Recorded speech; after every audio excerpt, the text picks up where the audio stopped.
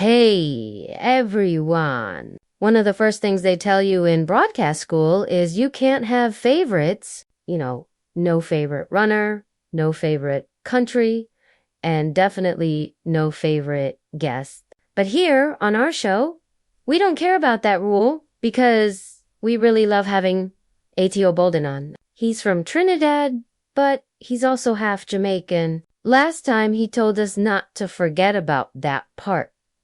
Don't forget the 50% Jamaican part, okay? He's also a world champion and won 4 Olympic medals. I forgot to mention this last time he was on the show. He also has something super cool. There's a stadium named after him. How awesome is that? A.T.O. Bolden, welcome back to the show. We're so happy to have you here, Dot. Thank you both. It's good to be back. But like I told you before we started, I'm a little surprised you invited me back because people got really mad online about some of the things I said 2 months ago. Listen, this is track and field. This is what we do. We're here for the excitement. So we brought you back and we expect nothing less. Let's jump right into it.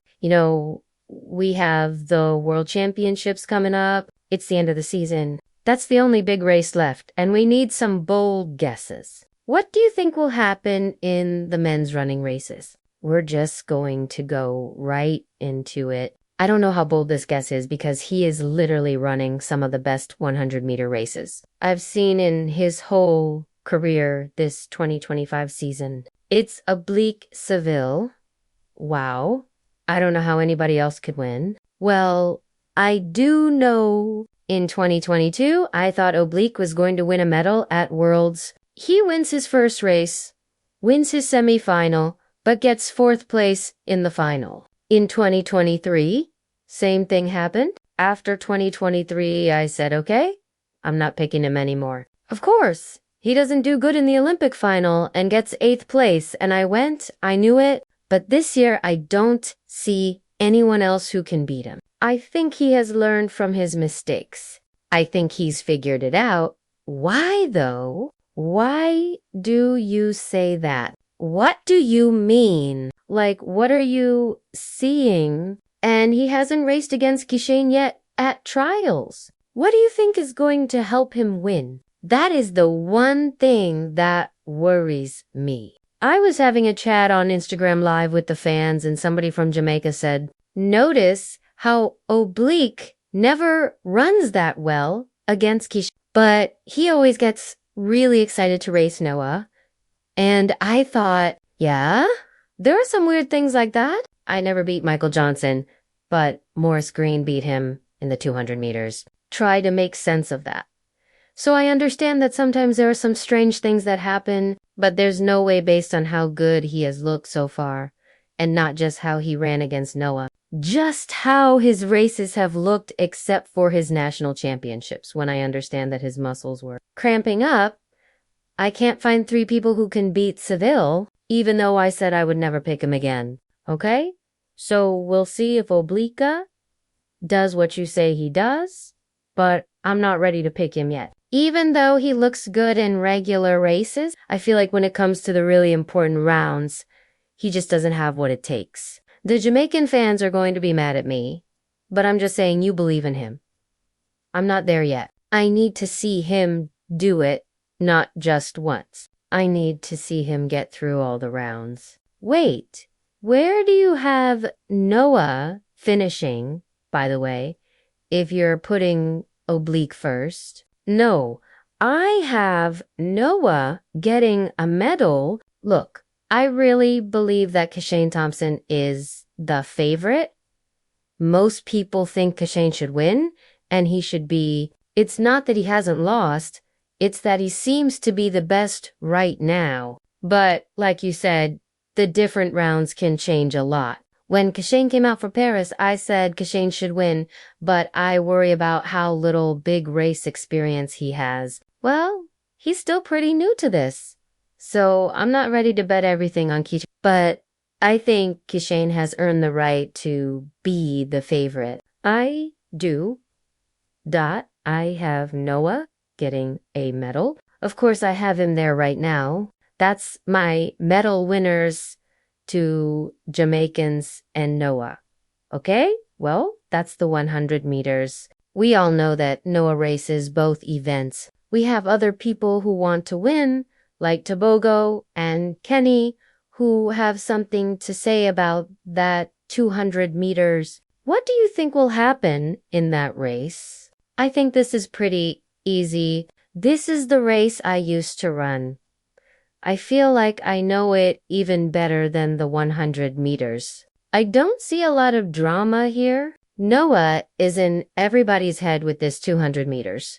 With Tobago, we've seen it this year. Yada, you go ahead and beat me at the start. I'll catch up to you later. Oh yeah, Mr. Kenny Bednarek, you haven't lost all year. Guess what? You're going to lose today at Nationals. And we saw all the drama that happened after that. They said it's settled. That's not how sports competition works. My medal winners are, I think it's almost obvious, right? It's Noah, it's Bednarek, and it's Tobago in that order. Yeah, I could see that, Dot. I totally agree. The surprise person in that race is Laval from Jamaica, but I'm pretty sure about my medal winners.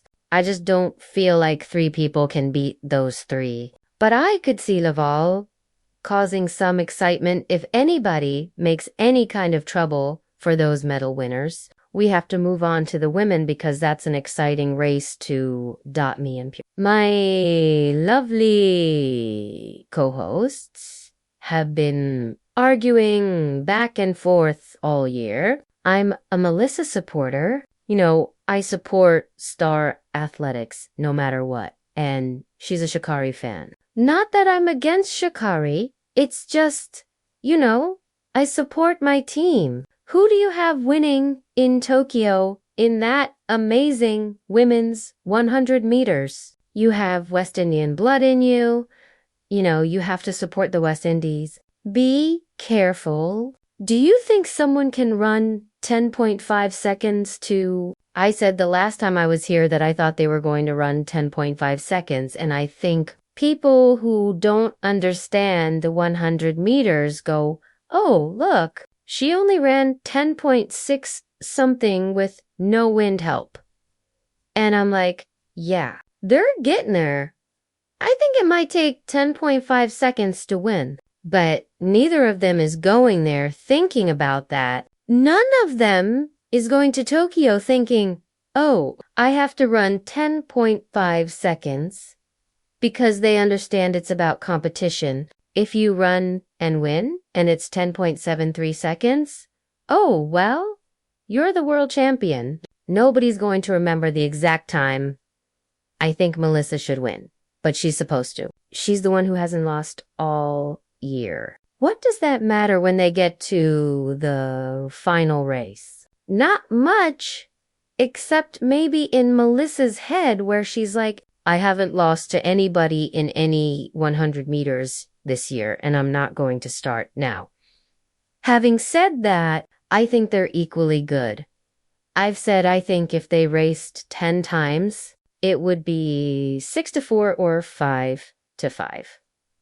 That's true. If that's the case, it means that when that starting gun goes off in Tokyo, no matter who said what, whoever runs best that night wins. Who do I think that is? I think it could be Melissa, but would I be totally shocked to see the Olympic champion run an amazing race like she had in Paris? Now, the difference between Paris and Tokyo, I think, is she's not going to win by such a big amount like she did in Paris.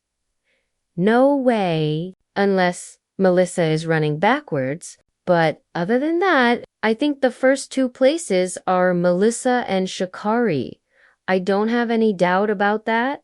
And I think Sha'Carri has earned being the favorite. It's going to be an amazing battle between these 2. So let's switch to the 200 meters with women. Who gets your pick? In my mind, I would put Melissa ahead of Julian in the 200 meters. Aaron Brown, I don't think you see it that same way. But, Ato, how would you see it? I've already said in public that I think while Melissa should win the 100 meters, Julian should win the 200 meters.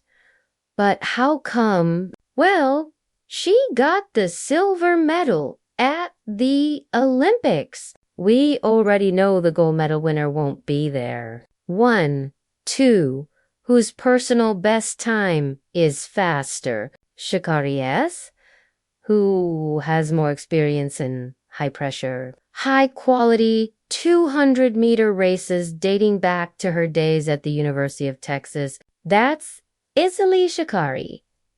So can Melissa win? Of course she can.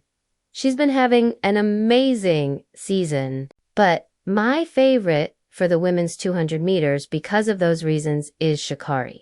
Remember, this is also a season where Sha'Carri has been unbeaten at 400 meters, unbeaten at 300 meters. She has really been running some good longer distance results. So, and then here's the last thing to your point. Pura, I do believe that Sha'Carri was really upset at what happened at Prefontaine when she lost by just a tiny bit. How upset, how mad is she going to be if she loses the world title to Melissa? That's what I was going to say next. Because now she's going to go into that 200 meters and she's going to be like, no, no, no, no, no, no, no, you may have beaten me in the 100 meters, but you are not winning this event that I got a silver medal in last year.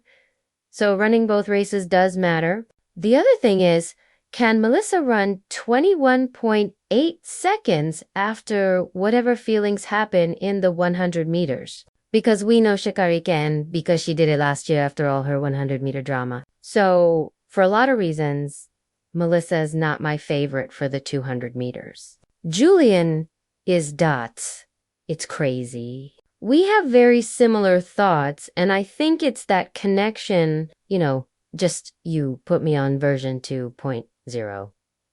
Yeah. But we've talked about the 100 meters, we've talked about the 200 meters, but there's another sprint event that I really like. I think it's the 4x100 meter relay.